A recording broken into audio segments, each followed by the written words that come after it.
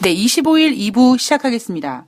자, 24일 미국 경제지표는요, 6월달 신규 주택 판매가 전월 대비 7.0% 증가했다. 64만 6천 건을 기록했는데, 전망치 65만 9천 건보다는 좀 부진했다. 자, 그리고 7월달 마켓에서 발표한 제조업 PMI 지표, 미국 50 나왔습니다. 2009년 9월 이후에 118개월 만에 가장 낮은 수준이라고 하죠. 자, 여러분, PMI 지표는 기준선이 50입니다.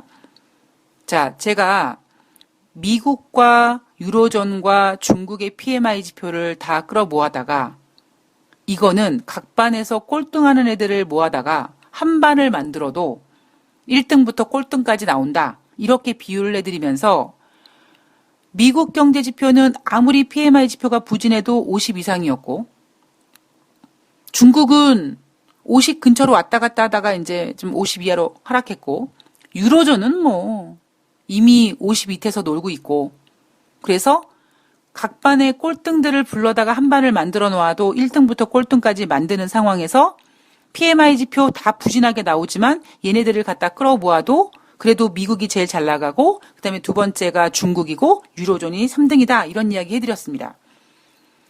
그 기준이 됐던 즉 PMI 지표가 부진했지만 그래도 다른 곳들과 비교했을 때 여전히 미국은 기준선 50 이상, 뭐 53, 52 있기 때문에 미국은 이렇게 표현했죠. 미국 증시가 하락했습니다. 어느 날. 그런데 뭐라고 얘기하냐면 미국 PMI 지표가 부진했기 때문에 미국 증시가 하락한 게 아니라 같은 날 발표된 중국의 PMI 지표가 엄청 부진해서 중국의 경기 둔화 우려감에 따른 미국의 증시 하락이었다. 이렇게 표현합니다. 그러니까 곧 죽어도 미국은 자기네들이 못 나왔다. 우리 때문에 안 좋다. 우리 안 좋다라는 얘기를 죽었다 깨어나도 못합니다. 이게 참 자신을 내려놓으면 좋은데, 그죠? 근데 그 내려놓는 게 정말 어렵습니다. 예, 정말 어렵습니다. 그러니까 저도 쉽게 못 내려놨던 사람이거든요. 저도 관종이었고요. 좀 되게 체면 같은 거 되게 중요시 생각했고요. 좀 그랬습니다. 그러니까 참, 뭐 지금도 그렇지만 예전에 제 모습은 지금 생각하면 진짜 밥맛이었거든요. 근데 어느 순간에 내려놓는 게 뭐지? 부터 시작해서 왜 내려놔야 되지? 뭐 때문에? 근데 제가 그때 내려놓는다라는 개념은요. 마치 내가 항복하고 굴복하고 다른 사람들보다 정말 못났다라는 거를 인정하는 것. 뭐 이렇게 제가 정의를 내리고 있었던 것 같아요. 그러니까 자존심이 센 저로서는 그게 안 되죠. 내가 왜 그렇게 해야 돼? 뭐 이렇게 생각을 했는데 어느 순간에 우연한 계기로 제가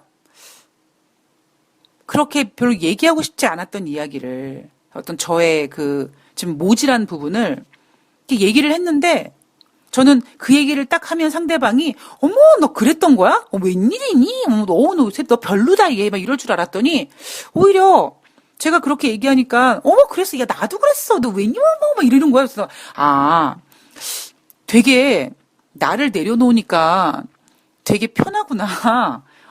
뭔가 가식적이지 않아도 되고 그리고 뭐 사실 나만 이랬던 게 아니네. 뭐 그런 생각도 들면서 이래서 내려놓으면 편하구나라는 게 이런 의미구나. 라고 제가 생각하게 됐습니다.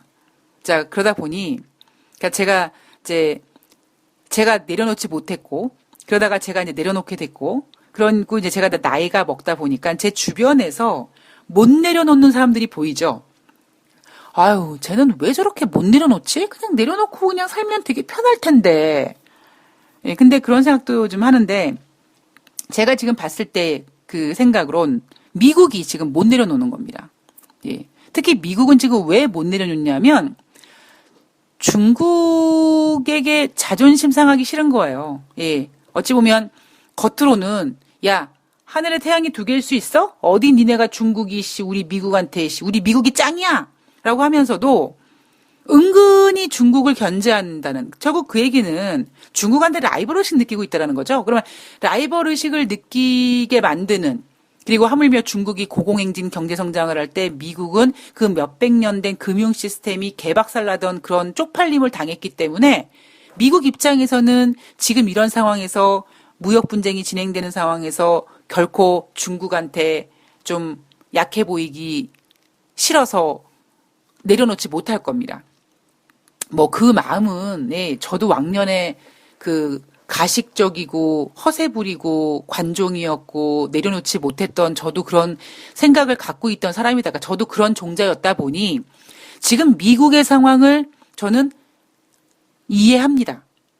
그런데 문제가 뭐냐면 제가 아까 일부에서 그 추적자라는 드라마를 말씀드리면서 그거를 감추기 위해서 더 나쁜 짓을 하고 더 상황을 악화시키게 만드는 일이 벌어지게 되거든요. 그러니까 지금 미국이 자기네들이 그냥 우리가 경제가 예전 같지가 않네. 지금 미국이 7월 달에 금리 인하를 하려고 하는 건 말이지, 경기 예방이 아니라, 예방적 차원이 아니라, 그동안 뭐, 역사적으로 계속 뭐 상승 랠리를 보였는데 언제까지 계속 좋을 수 있겠어? 이제 정점 찍고 이제 뭐 완만하게 하락하는 거지. 이렇게 얘기를 못 하기 때문에 자꾸 그거를 커버하기 위해서 엄한 짓을 하죠. 예, 엄한 것들을 건드립니다. 그러다 보니까 현실과는 다르게 표현되고 왜곡되고, 그런데 그 왜곡되는 게 이게 문제가 뭐냐면 돈이랑 연관됐기 때문입니다. 여러분 보세요. 만약에 여러분 친구 중에 뭐 그런 친구가 있어요. 뻥 잘 치는 친구. 예, 제 고등학교 친구 중에서도 그런 친구가 한 명 있거든요. 그러니까 걔는 진짜 입만 열면 거짓말이에요. 진실이 없어. 근데 친구들끼리, 그러니까 저는 참 그런 게 싫었는데 그래도 제 친구들은 되게 마음이 좀 넓은 친구들이어서 그 친구를 이렇게 늘 껴줬습니다. 그러면 같이 이렇게 얘기해서 만나가지고 막 수다 떨고 이러면 걔는 그 수다에 포함이 되지만 계속 얘기할 때마다 이제 막 거짓말을 얘기하는 거예요. 근데 저는 그 마음이 이해는 가는데 문제는 그 거짓말을 하기 위해서 또 거짓말을 하고 또 거짓말을 하고 이런 것들이 결코 끝이 좋지 않다라는 거죠. 그래서 미국 같은 경우에는 지금 그런 상황인 겁니다. 자기가 경기 부진하다라는 걸 인정을 못 해요. 자꾸 거짓말을 하게 돼요. 자꾸 상황을 악화시켜요. 어떤 일이 벌어집니까? 엉망진창이 돼요. 제가 이제 이런 얘기하고, 뭐 중국이 뭐 그나마 경제 지표를 뭐 어쩌게 뭐 잘 버티고 있다 이런 얘기하니까 뭐 미쓰리가 혹시 뭐 친중 반미 아니냐 뭐 이런 얘기도 나왔는데 여러분들께서 뭐 충분히 그렇게 생각하실 수도 있는데요. 제가 했잖아요. 중국은 이미 금융위기 터졌을 거라니까요. 그러니까 제가 여러분들이 들으셨을 때 친중 반미라고 느끼게 되신 그 이유가 제가 중국을 뭐 진짜 뭐 시스템이 완벽하고 뭐 잘하고 있어서 그렇게 얘기하는 게 아니라 그냥 중국은 중국이에요. 여러분 중국의 뭐 증권 시스템은요. 한국도 허접하지만 한국보다 더 허접해요. 그래서 늘 미쓰리가 중국 같은 경우에는 금융 시스템 허접한데 양은 겁나 많아서 이거 문제 터지면 어떻게 할 거야? 저 이거 걱정하고 있는 사람 아닙니까? 그러니까 중국이 뭐 대단하다, 뭐 위대하다, 뭐 시스템이 튼튼하다, 멋지다, 잘 버틴다 이게 아니라 그냥 중국인 거야. 그냥 걔네들은.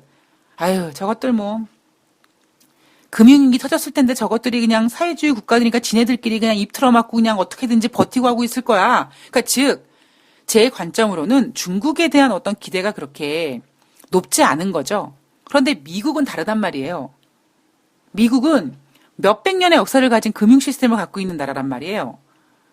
그런데 미국이 그런 애들이 오히려 지금 상황에서 더 지금 자기네들이 약해지고 있다라는 거를 감추려고 하고 그 감추려고 하는 상황에서 모든 것들이 지금 다 와전되고 왜곡되고 있습니다. 2019년 7월 달에 미국 연준이 금리를 인하하는데 예방적 금리 인하라고요? 예방적 금리 인하 같은 소리하고 앉아있는 겁니다. 아까 일부에서 국제유가가 그동안의 상승 피로감 때문에 1.6% 하락한 거라고요? 웃기는 소리죠. 보세요, 여러분. 제가 일요일 방송에서 여러분 뭐 해드립니까? 지난 한 주 동안 월요일부터 금요일까지 뉴욕 증시, 뉴욕 시장에서 어떤 국제금가, 국제유가 시장 쫙 한번 정리해드리죠? 여러분들 일요일 방송 들으셨으면 그래, 지난주에 국제유가가 한 주 동안에 7.9% 빠졌어. 알고 계시, 그만큼 여러분, 우리가 돌아갈 수는 없지만 돌아볼 수는 있고, 그만큼 제가 일요일 방송에 원고가 10페이지가 넘어요, 여러분. 근데 제가 개인적으로 안타까운 게 뭐냐면, 일요일날 방송 다운로드 수가 가장 적습니다. 왠 줄 아세요? 알았어, 미쓰리. 정리해주는 건 고마운데, 나 알겠어. 그러니까, 이번 주 앞으로 다가올 한 주는 어떻게 될 것 같아? 난 그게 더 중요해. 이러고 있는 거죠, 지금. 그런데 경제는 흐름이다 보니까 이거를 놓쳐버리면 제가 만약에 여러분 생각해 보세요. 그 한 주 동안 정리를 안 했어요. 한 주 동안 WTO가 7.9% 빠졌다는 거 몰랐어요. 그러면 월요일날 화요일날 이틀 연속 상승했으니까 필요할 만도 하지 이렇게 생각할 수 있지 않겠습니까? 자, 그래서 경제는요. 가장 무서운 게 우리가 뭐 친구 사이에서 거짓말하는 친구는 좀 싫지만 뭐 그래도 뭐 내일 아니니까 그냥 친구들끼리 뭉쳐서 그냥 얘기할 때 그냥 껴주긴 하지만 경제에서 그렇게 왜곡되고 거짓말하고 뭔가를 감추고 그러면 이건 돈이 걸린 문제이기 때문에 수없이 많은 피해자들이 생겨나게 됩니다. 그거 누가 책임져요? 그들이 책임지지 않아요. 자, 유럽 경제 지표 보도록 하겠습니다. 자, 도이체방크, 아스톤 마틴의 분기 실적 예상보다 부진했습니다. 자, 7월달 유로존 제조업 PMI 지표 51.5가 나왔는데요. 시장 예상치는 52.1이었는데 75개월 만에 최저치라고 합니다. 자, 그리고 독일의 가장격인 독일의 제조업 PMI 지표를 보면요. 43.1이에요. 이거 기준선이 50이라고요. 84개월 만에 최저치입니다. 그러면 84개월이 언제냐면 2012년 중반이에요. 유로존 경제 안 좋죠? 독일 경제 상당히 안 좋습니다. 제 기억으로 독일 제조업 PMI 지표가 얼마 전까지만 해도 막 47 이랬는데 지금 43까지 내려왔어요. 자, 영국으로 넘어갑니다. 보리스 존슨, 자, 엘리자베스 2세 여왕을 아련한 뒤에 자, 영국의 77대 총리로 정식 임명이 됐습니다. 보리스 존슨은 어떤 사람이에요? 뼛속까지 강경 브렉시트 논자입니다. 이 사람은요, 지금 영국 브렉시트에 관련돼서는요, 진짜 똥도 서서 쌀 것 같은 사람이에요. 자, 이 사람이 예외는 없다. 자, 유럽연합과 합의 여부에 관계없이 오는 10월 31일 무조건 탈퇴하겠다. 자, 모든 책임은 내가 지겠다. 웃기고 있네. 지가 책임을 어떻게 져요? 지가 만약에 영국이 노딜 브렉시트 돼서 세계 경제가 엉망진창되고 주가 막 빠지고 그러면 그 책임이라는 게 뭐예요? 그 영국이 10월 31일 노딜 브렉시트를 강행하는 바람에 증시가 빠져서 거기에 투자했던 모든 투자자들의 원금을 보존해 줍니까? 아니에요. 결국 이 보리스 존슨이 모든 책임은 내가 지겠다라고 하는 이 멘트는 자기가 그냥 총리 사퇴하면 되는 거예요. 사임하면 되는 거예요. 그런데 똥도 서서 쌀 것 같은 이 강경한 이 의지 때문에 일단 3년 만에 망설임의 종지부를 찍겠다는 지금 의지가 너무나 강합니다. 자, 그리고 노딜 브렉시트 발생할 가능성에 대해서 준비를 가속화하고 있다고 합니다. 자, 그 대신에 브렉시트 이후에도 유럽연합 회원국 주민들이 계속 영국에 머무를 수 있도록 할 거고 문제는 뭐냐면 이 똥도 서서 쌀 것 같은 이 강경함 때문에 이 보수당 내부에서 내란이 일어나는 거죠. 어찌 보면. 자, 국방장관, 국제통상부 장관, 기업부 장관, 교통부 장관, 교육부 장관이 사퇴했습니다. 그리고 앞서 보리스 존슨이 총리가 될 것 같은 분위기가 되자마자 재무장관, 법무장관, 국무조정실장 총리 사임 직전에 사퇴하겠다고 해서 사퇴했습니다. 자, 영국 지금 완전히 큰 물갈이가 지금 예상되어 있죠. 자, 유럽 의회는 어떤 생각을 갖고 있느냐? 최근 영국 움직임에 대해서 모여서 논의를 했는데 영국 보수당의 당대표 경선 과정을 비롯해서 최근 나온 발언들은 영국의 혼란스러운 유럽연합 탈퇴 위험을 증가시켰다라는 공동 성명을 냈습니다. 자, 파운드와 같이 급락 우려감에 최근 하락했다가 이날 유럽 증시가요. 혼조세를 기록했거든요. 근데 영국은 올랐습니다. 왜 올랐냐면 파운드 가치화가 상승했어요. 왜 상승했어요? 보리스 존슨이 노딜 브렉시트 해도 괜찮아. 뭐 이미 예견돼 있던 거기 때문에 상관없어. 이래서 파운드와 가치가 올라간 거예요? 아니에요. 그동안 계속 빠지다가 그냥 반등한 거예요. 그것 때문에 영국 증시가 올랐습니다. 지금 문제가 되는 건 뭐냐면 유럽연합에서는 이거죠. 자, 재협상은 없어. 그러나 니네 영국 내에서 어떤 뭔가 교통정리가 필요하니까 10월 31일이 아니라 아직까지 기간은 얘기하지 않았지만 미쓰리 예상으로는 12월 말까지 한 3개월 정도는 더 줄 수 있어. 3개월이 아니군요. 2개월이군요. 2개월 정도 더 줄게. 라는 약간 너그러운 마음을 가지고 있는데 당장 영국 보리스 존슨이 그거를 물지 않고 있단 말이에요. 덥석 물지 않고 있어요. 웃기지 마. 야, 10월 31일 날 그냥 할 거야. 뭘 연기해. 됐어. 이거란 말이에요. 너무나 강경한단 말이에요. 그러니까 유럽연합은 영국이 노딜 브렉시트가 되면 그 문제 때문에 어떤 시장의 우려감이라든가 증시 하락이라든가 경제 하락이라든가 이런 것들이 겁나서 배려를 해주고 이제 팔을 깔아준 건데 보리스 존슨은 싫다는 거죠. 자, 그럼 우리는 10월 31일 이후까지 연장이 안 된다라는 시나리오를 가지고 10월 31일 이제 당장 여러분 3개월 뒤에요. 아직 먼 것 같죠? 여러분 천만의 말씀입니다. 여러분 2019년 새해 시작한 지 어제 같죠? 벌써 지금 상반기 보내고 하반기 시작하고 그 하반기에 지금 첫 달을 우리가 지금 하순을 보내고 있어요. 이제 8월 달에 말복이 오고 처서가 오고 덥고 이런 상황에서 또 겨우 가을이 오고 추석 어쩌 지금 백화점에서 추석 선물 세트 판매한다고 하죠. 자, 추석 보내고 그러면 10월인 거예요. 금방입니다.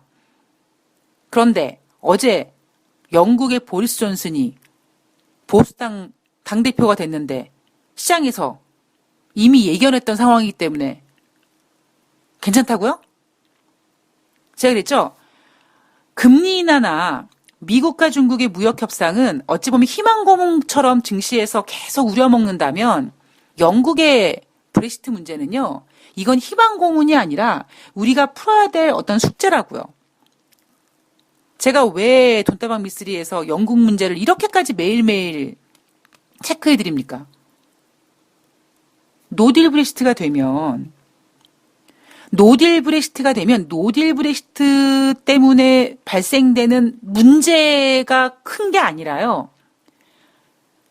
인류 역사상 한 번도 겪어보지 못했던 이 어마어마한 유동성을 가둔 이 댐을 영국의 노딜 브렉시트가 이렇게 구멍을 낸단 말이에요. 그럼 어떻게 됩니까? 댐은 붕괴되는 거죠. 노딜 브렉시트, 영국의 보리스 존슨이 보수당 총리가 된 게 예견되어 있던 일이기 때문에 괜찮다라고 얘기하는 전문가들 있으면요. 정말 좁혀야 됩니다. 예. 자, 영국 문제, 유럽 문제 넘어갔고요. 자, 미국으로 넘어가면, 자, 미국에서 또 하나 그러니까 미국 문제를 두고 미쓰리가 또 계속해서 염두에서 체크해드리는 게 있죠. 뭡니까? 바로 로버트 뮬러 특검, 트럼프 대통령의 탄핵, 퇴임 후 은팔찌 끼고 형무소 가는 거, 이거 얘기 계속해드리고 있습니다. 자, 이번 주에 로버트 뮬러 전 특별검사 의회 청문회가 있었습니다. 그리고 다음 날 정보위원회 청문회에 출석합니다. 자, 지금 로버트 뮬러 특검 어떤 상황이냐? 지난번에 로버트 뮬러 특검에서 진행됐던 400페이지 그 보고서가 나왔죠. 혐의 없음 이런 건 아닌데 로버트 뮬러가 일단은 트럼프 대통령의 죄가 있냐 없냐라는 부분에 대해서 상당히 많은 해석을 하게끔 만들었습니다. 근데 트럼프 대통령은 뭐라고 해석했어요? 나 무죄다라고 했죠. 로버트 뮬러가 기소 의견이 없다라고 했지 무죄는 아니다라고 했다면 트럼프 대통령은 뭔 소리야, 무죄 없음이지, 나 당당해라고 했거든요. 근데 그 이후에 민주당에서 그 400페이지 특검을 민주당 의원들이 돌아가면서 읽고 계속 국민들한테 보세요, 400페이지 내용을 잘 보세요, 트럼프 대통령이 무죄인지 아닌지 보세요 라고 하고 있고, 그 요약본을 또 다시 정리했고, 마지막에 로버트 뮬러 특검이 이제 그 특검을 해체하면서 트럼프 대통령 죄가 없는 건 아니다고 했단 말이에요. 자, 그랬던 트럼프 대통령의 특검을 맡았던 로버트 뮬러 전 특별검사가 의회 청문회에서 트럼프 대통령의 사법방해 행위에 대해서 무죄를 주장할 수가 없다. 트럼프 대통령은 그가 저지른 행위에 대해 면죄부를 받은 것이 아니다. 죄가 없는 것은 아니다고 했습니다. 러시아가 2016년 미국 대선에 개입한 행위는 미국 민주주의의 가장 큰 위협이다. 그 결과가 뭡니까? 이 얘긴 결국 2016년 러시아가 미국의 대통령 선거에 개입을 했다는 얘기죠. 자, 지난 4월달 수사 결과 러시아 정부가 전면전으로 체계적인 방식으로 미 대선에 개입했다. 그러나 트럼프 후보 측이 러시아 정부와 결탁했다는 사실을 밝히지 못했다라는 거다. 자, 이게 뭐냐면 이 법은요, 증거 우선주의란 말이에요. 심증만 가지고 안 돼요. 정황만 가지고 안 된단 말이에요. 그랬을 때 로버트 뮬러가 트럼프 후보가 러시아 정부와 결탁했다라는 어떤 물질적인 증거를 찾지 못했다라는 거죠. 자, 그런데 또 하나 이런 게 있습니다. 사법방해 의혹도 있죠. 트럼프 대통령이 러시아 개입설도 있지만, 러시아와의 어떤 그 결탁건도 있지만, 사법방해 의혹도 받았습니다. 그런데 뭐라고 했습니까? 로버트 뮬러가 이렇게 표현했어요. 트럼프 대통령이 자기 측근들한테 사법방해 하라고 지시한 건 맞다.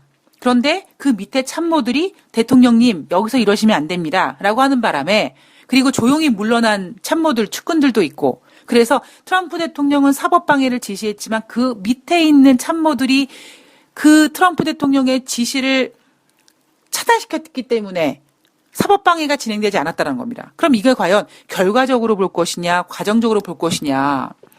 자, 그래서 이거 가지고 지금 민주당에서는 탄핵을 해야 된다고 얘기 나왔지만 지난번에 부결됐습니다. 낸시 펠로시는 야, 탄핵하지 마. 괜히 탄핵 추진해봤자 어차피 상원에서 안 돼. 그리고 괜히 자칫 잘못했다가 트럼프 대통령 지지층만 더 유리하게 될 테니 제가 낸시 펠로시가 이렇게 생각하는 이유는 그거 같아요. 트럼프 대통령 재선 안 될 것 같으니까 일단 대통령 임기까지 두고 보고 대통령 임기 끝난 다음에 우리 은팔찌 채워서 저 국립 호텔에다 집어넣어버리자. 여기서 얘기하는 건 이제 감옥 얘기하는 거죠. 감옥에 넣자. 이런 계획을 짜고 있는 거죠. 낸시 펠로시가 상당히 지금 생각을 잘하고 있는 겁니다. 그러나 민주당 하원 의장인 낸시 펠로시는 그런 생각을 가지고 있으나 민주당 내에서는 계속 트럼프 대통령의 탄핵이라든가 이런 거에 대해서 계속 언론에 퍼뜨리죠. 여론을 자극합니다. 계속 이 일 벌어질 겁니다. 민주당은 계속 아마 이런 작전으로 나갈 가능성 높습니다. 자, 미국의 경제지표 IHS 마켓에서 발표한 PMI 제조업 지표 6월 달에 50.6이었는데 이번 7월 달엔 50.0이었습니다. 자, 6월 달도 5월 달 대비 부진했는데 7월 달도 6월 달 대비 부진해서 이제 기준선인 50까지 왔어요. 여기서 조금만 더 안 좋으면 이제 경기 위축이냐 확장이냐라는 그 기준선에서 이제 확장이 아니라 위축인 50 아래로 내려오게 됩니다. 자, 미국이 마켓워치에서 7월달 제조업 PMI 지표 50.0을 가지고 뭐라고 얘기하냐면 현재 미국 경제가 누리고 있는 경기 확장세의 초기인 2019년 9월 당시 이후로 최저 수준이라고 합니다. 자, 여러분 눈 감고 들어보세요. 현재 미국 경제가 누리고 있는 경기 확장세 초기인 2019년 9월 당시 이후 최저 수준이다. 이게 여러분 무슨 소리 같아요? 지금 미국은 경기 확장 초기 국면이란 얘기예요. 자, 경기 확장 초기 국면이었던 2009년 9월 당시처럼 지금 내려와 있다. 자, 그렇다면 여기서 금리 인하를 더하게 되면 경기 확장 초기에서 금리 인하를 하게 되면 증시가 어떻게 됩니까? 올라가게 되죠. 경제는 귀에 걸면 귀걸이, 코에 걸면 코걸이입니다. 똑같은 이슈를 어떻게 해석하느냐에 따라서 돈도 마찬가지고 권력도 마찬가지고 그들이 포장하고 보여주는 대로 해석하게 됩니다. 자, 지금 미국 경제 지표가 50이 나왔어요. PMI 지표가. 근데 미쓰리가 생각했을 땐 저 고점에서 지금 꺾이고 있는데도 이거를 지금 부정하고 여전히 좋다, 예방적 금리 인하다 타령하고 앉아 있는 거예요. 그 얘기는 뭡니까? 앞으로 아래로 빠질 가능성이 더 커요. 제가 봤을 때는. 근데 얘네는 지금 뭐라고 얘기하냐면 미국의 경제 성장이 2019년 9월 그때 경기 확장세였던 것처럼 지금 그런 확장세 초기다. 즉 사이클이 다시 시작하는 거고 지금 미국은 경기 확장세 초기에 와 있는 거다. 자, 이 상황에서 금리를 또 한 번 인하한다. 뭐 또 한 번 인하든 두 번 인하한다. 그럼 어떻게 됩니까? 증시도 올라갈 거라는 거죠. 여러분들이 이렇게 해석하시면 이거 어떻게 됩니까? 주식 사야 되는 타이밍이 되는 거예요. 제가 어제 그랬죠? 금융위기가 터진 다음에, 그러니까 즉 2008년도 금융위기가 터진 다음에 연준이 막 돈을 풀었습니다. 그때 돈을 푼 건 어떤 식으로 푼 겁니까? 죽어가는 아이한테 우리가 그 시리아 이런 기아 난민들 이 유니세프 같은 데서 월 후원하십시오라고 보여주는 동영상에서 정말 이 가냘픈 팔, 막 몸에 막 파리가 달라붙고 먹지 못하고 하루에 죽어가는 애들이 몇 명이라고 얘기하니까 그런 애들한테 우유 주고 미음 주고 빵 주고 밥 주고 깨끗하게 씻겨주고 이런 상황이면 뭡니까? 걔네들은 생명을 사는 거예요. 그런데 2008년도에 미국이 금융위기가 생기고 그때 돈을 푼 거는 그렇게 죽어가는 아이들한테 생명을 부여해준 금리 인하라면 지금 미국이 하고 있는 거는요. 그 금융위기가 아니라 배부르고 등 따뜻한 애들한테 아유 좀 더 건강해야 되는데 아유 내 새끼 한번 있어봐 아유 그동안 홍삼정을 좀 먹였는데 아유 그냥 요즘에 아빠가 돈벌이가 안 돼가지고 앞으로 못 먹일 것 같은데 어떻게 하지 더 건강해져야 되는데 약해지면 안 되는데 해서 먹이려고 하는 홍삼이라는 거죠. 여러분 물론 홍삼이 좋습니다.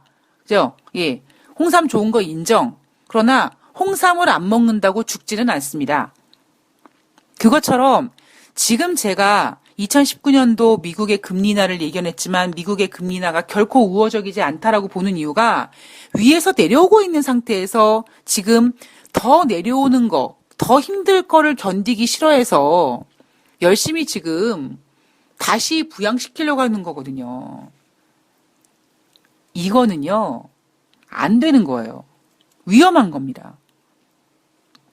그런데 지금 뭐라고 얘기합니까? 마켓워치에서 지금 미국의 경기 확장세 초기 2009년 9월 당시 이후로 최저 수준이라면 마치 이거 얼뜻 들으면 그러니까 2009년 9월 당시 이후 최저 수준이라는 거를 인정을 하는 말이긴 한데 언뜻 들으면 아 지금 미국 경기가 그렇게 2009년 9월 당시 이후로 최저 수준인데 여기다 금리 인하를 또 하면 경기가 더 좋아지겠네. 이렇게 충분히 해석할 수 있을 만한 멘트라는 거죠. 자, 제조업의 약세는 미국에 국한된 것이 아니다. 유럽과 아시아 이미 제조업 섹터가 약세됐다. 특히 유럽의 경우는 이미 제조업 섹터가 위축 단계다. 이거 뭡니까? 미국이 쪽팔리게 PMI 지표가 50밖에 안 나오긴 했는데 우리만 안 좋은 거 아니거든? 글로벌 경기 둔화 때문에 우리가 그런 거거든? 저쪽 봐. 미국은 더 안 좋거든? 우리가 살면서 이런 핑계 많이 대죠. 야, 너 왜 이렇게 공부를 못했어? 라고 엄마가 그러면 왜 이번에 10등밖에 못했어? 그러면 엄마 옆집에 순이는 27등 했어. 이렇게 얘기하는 것처럼 어떤 내가 이 상황을 모면하기 위해서 누가 나한테 뭐라고 했을 때 나보다 더 안 좋은 상황을 비교해서 내가 더 낫다라는 거를 과시하는 것처럼 지금 미국이 그 짓 하고 있는 거예요. 미국의 수요 환경은 견고하다. 자, 글로벌 경기 둔화 때문에 그런 것이다. 미국 제조업 약세는 주로 수출에서 발생되는 건데 글로벌 경기 둔화 때문에 미국의 수출이 둔화되는 거다. 그래서 제조업 경기가 약세가 되는 거다라는 겁니다. 얼뜻 들으면 되게 그럴듯한 논리인데요. 제가 봤을 때는 상당히 정말 미꾸라지처럼 잘 빠져나가는 논리입니다. 이건 논리라고 할 수 없어요, 그냥. 예, 억지죠, 억지. 우리 미국은 좋은데 말이지 글로벌 경기가 나빠서 그런 거야. 왜요? 아니 얼마 전까지만 해도 다른 나라들 다 안 좋아도 미국은 좋다며요. 미국은 앞으로도 계속 좋을 거라며요. 뭐 다른 나라 경기 둔화, 뭐 글로벌 경기 둔화 상관없이 지네들은 계속 좋을 거라며요. 근데 지금 갑자기 아니래요. 글로벌 경기 둔화가 됐기 때문에 그냥 자기가 안 좋아진 거래요. 이런 억지 주장이 어디 있습니까, 막말로. 자, 무역협상 백악관 대변인이 30일 상하이에서 협상을 재개한다고 합니다. 30일부터 31일까지 진행되고요. 이번 논의는 지식재산권, 기술강제 이전금리, 비관세 장벽, 농업, 서비스, 무역적자 합의시 이행 강제 협약 이런 거 얘기할 거다. 마지막에 합의시의 이행을 강제로 할 것이다. 마치 여전히 미국과 중국의 무역협상은 미국이 위에서 중국을 압박하고 너 이 약속 지켜 안 지키면 우리가 강제 조약할 거야 이런 뉘앙스를 보이곤 있지만 미쓰리가 봤을 때 이번의 무역협상은요. 앞으로의 무역협상은 중국이 키를 찍게 될 확률이 높습니다. 아까 뭐 비관세 장벽, 기술 강제 이전 이런 거 지식재산권요. 다 멸치 똥 씹는 소리예요. 그냥 지금 상하이에서 협상 열리는 건요. 딱 두 가지입니다. 예, 과연 중국에서 지금 썩어가고 있는 미국의 콩을 사주는지, 그리고 미국은 화웨이를 얼마나 제재하는지. 그러나 결국 이 결정은 중국이 콩을 얼만큼 빨리, 얼만큼 많이 한꺼번에 수입해 주겠다라는 거에 달렸습니다. 예. 미국은 콩을 빨리 수출하기 위해서 화웨이에 대한 제재를 크게 해줄 수도 있어요. 물론 겉으로는 그렇게 얘기 안 하겠죠. 자, 그리고 이날 나온 얘기는 미국 당국의 반독점 조사가 시작됐다. 구글, 아마존, 애플, 페이스북 등 뭐 이런 애들 조사하기로 했다라고 얘기가 나왔고요. 이날 나온 그 내용 중에 미국 주식시장이 혼조세였는데 어떤 기업들의 실적이 뭐 명암을 갈렸다라고 얘기합니다. 뭐 잘 나온 건 잘 나오고 못 나온 건 못 나왔다라는 거죠. 이날 나온 얘기가 캐터필러가 2분기 순이익 예상에 미치지 못했다. 자, 보잉 같은 경우에 눈높이는 낮췄지만 30억 달러의 순손실을 기록했다. 자, 여러분, 앞서서 팡이라는 종목이 시장의 주도주였을 때, 그 팡이 꺾였을 때, 걔네들이 뭐라고 얘기했습니까? 아, 앞으로 팡에서 주도주가 보잉과 캐터필러로 주도주가 바뀔 것이다. 라고 얘기했죠? 미쓰리가 개소리라고 했죠? 증시에서는 그렇게 동전 앞뒷면 뒤집듯이 금방 손바뀜이, 주도주의 손바뀜이 그렇게 일어나는 일은 결코 없습니다. 여러분 만약에 그때 아 그래? 그럼 팡이 이제 안 되는 거야? 보잉과 캐터필러 사야 되는 거야? 얘네가 주도주가 되는 거야? 라고 해서 만약에 사셨다면 어떻게 됐을까요? 제가 보잉 이야기 계속해드리죠. 6개월 안에 비행기 2대가 10분 안에 추락을 했는데 모든 사망자가 죽었는데 기가 막히게 새가 2명이 엔진에 들어서 죽었다고요? 그때도 말도 안 되는 소리라고 얘기했죠. 지금 얘네들이 얼마나 엄청나게 포장을 하고 있는지 여러분들께서 좀 느끼셨으면 좋겠습니다. 왜냐하면 그래야지만 여러분들이 상투를 잡지 않으실 거니까요. 자, 돈다방 미스터리가 준비한 내용은 여기까지입니다. 예. 자, 저는 내일 26일 날 벌써 이제 7월의 마지막 주 금요일이 되네요. 저는 7월 26일 날 25일 뉴욕 증시와 그리고 글로벌 이슈 체크 또 하나씩 꼼꼼히 체크해서 가지고 나오도록 하겠습니다. 여러분들 시장 어려워요. 예, 만만한 장이 아닙니다. 듬뿍듬뿍 덥석덥석 들어갈 타이밍이 아니에요. 또 그렇다고 또 쉽게 매도할 수 있는 가격을 주지도 않습니다. 그러나 조금 더 미래를 보고 조금 더 준비하는 관점으로 이 지혜로운 시장을 견뎌내시길 바라겠습니다. 저는 내일 뵙겠습니다. 좋아요, 구독하기, 댓글 달기, 예, 그런 것들이 미쓰리에게 힘을 부여합니다. 고맙습니다.